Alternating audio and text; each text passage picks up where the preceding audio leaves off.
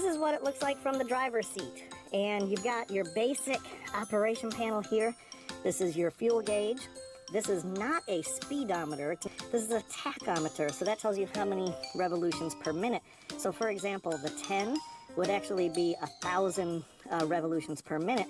And then over here we have the temperature gauge, so you don't want to get too hot. Down here is the number of hours, not the number of miles. You see, I've only got 245 hours, so this is just a baby. Now, to start the John Deere, you simply put the key in here and you turn it on. What you want to make sure of is that you've got this in park. My shift knob is basically broken over time.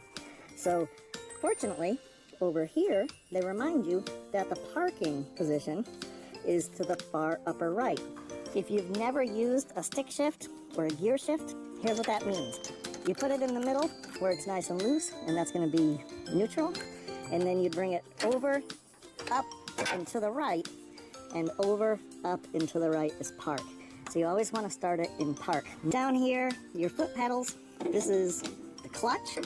Okay, so you have to push the clutch in whenever you're shifting gears. You also put the clutch in if you're trying to basically come to a stop. So you push the clutch in pretty much all the time whenever you're making any changes to the transmission. Over here is your brakes. Now there's two brake pedals. I've got them locked together, but you can unlock them. And that refers to braking the individual tires, left and right respectively. So I like to keep them locked for most of the time, unless I'm in wet terrain. Now, right here, this orange handle, this is, think of this as your throttle control. So you can either set the throttle control, like that would be really, really fast, or put it down in idle.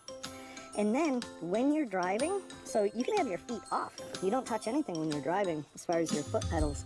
But if you want to increase the speed temporarily, there's this other throttle down here. You see that orange knob? And you can push that down. It makes it go fast, and then you let go and it goes back to idle. So there's no gas pedal. You've got a throttle control on the floor for temporary adjustments in speed, and then you've got a hand throttle up here where you can set it, like that would set it in position for, you know, if you're sitting on the tractor for 2 hours. Of course, this is your light switch. You've got hazard lights, you've got headlights, and, you know, you very rarely use those unless you're working at night. You got the steering wheel. This is power steering, which is really nice. And then to lift and to lower the bucket, the front end implements, you have this. It goes forward. See how that just made it go down?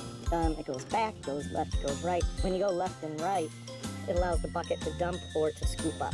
We've got over here, these are the hand levers to control that connects to the PTO. And then here's your, basically your linkage. And we've got hydraulics that lift this up and down, whatever gear you want, and take off. If you look at this gear shift diagram, we've got the lowest and slowest speed is going to be 1. I very rarely use that. Most of the time I'm using 2 or 3 for a lot faster operations, but most of the time I'm using 2. Of course, you need to pop it into reverse once in a while, and again, you'd put the clutch in between changing any of these gears. Over here, we have yet another shifting lever, and this has A, B, and C. And basically this is low, medium, and high range. I usually keep it on B. That means it's like middle of everything. If you put it in A, the tires spin really slowly. If you put it in C, they spin really quickly. Speaking of tire spin, I know there's a lot of parts. This is your control for front wheel lock. So you would pull this up if you want to engage the front wheels. Most of the time, you're just going to be using your rear wheel drive. Over here, down on the floor, operated with your heel. I very rarely use that unless I'm in slippery conditions, but that's your differential lock.